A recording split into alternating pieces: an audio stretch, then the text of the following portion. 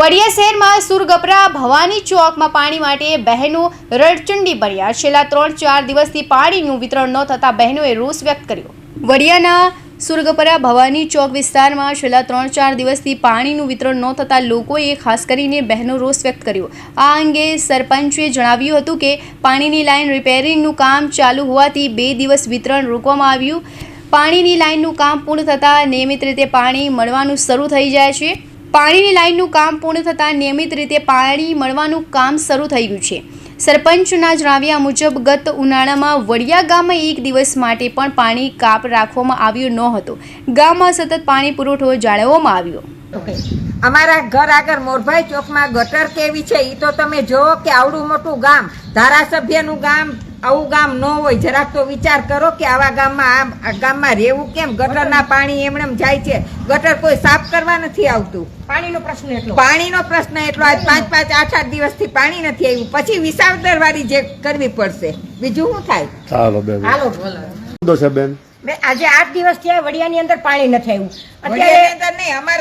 અમારા વિસ્તારમાં ભવાની ચોક અને સુરગપરા વિસ્તારમાં 8 દિવસથી પાણીનો પ્રશ્ન છે ભાઈ। અને પાણી 8 દિવસથી આવ્યું નથી। પાણી વિના અમારે કરવું શું?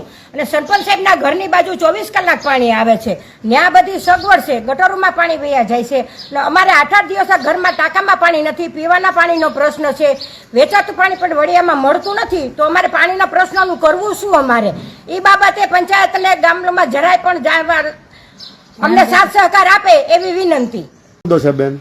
પાછળની શેરીની અંદર કેટલા 3 મહિનાથી આ પાણીની પ્રશ્ન છે। અમે કેટલી વાર કીધું છે, ખોલવા વાળો પૂરી 20 મિનિટ ખોલે છે, અડધી કલાકે પાણી, અને પાછળની શેરીમાં પાણી એમનેમ જાતું હોય છે।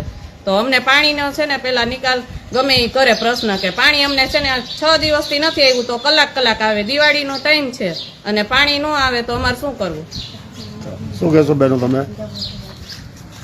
કચરા વાળો આવે છે તો કચરો લઈને નીકળીએ તો ડેલીથી પોતા વાર લાગે, તો એને થોડીક વાર રૂકવું જોઈએ ને, તો એ રૂકતો નથી, દોડીએ ત્યાં વયો જાય છે। તો કરવું શું એના માટે?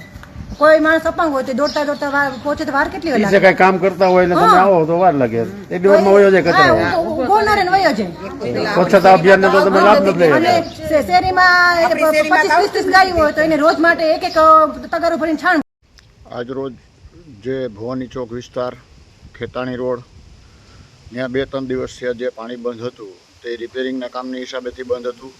બાકી વડિયાની અંદર બધું પાણી ચાલુ જ હતું, જે રિપેરિંગની હિસાબે આ 3-4 દિવસથી પાણી નહોતું આવ્યું, એટલે હવે રાબેતા મુજબ પાણી ચાલુ થઈ ગયું છે। અશોક મરવડ, હિન્દર ટીવી ન્યૂઝ, અમરેલી।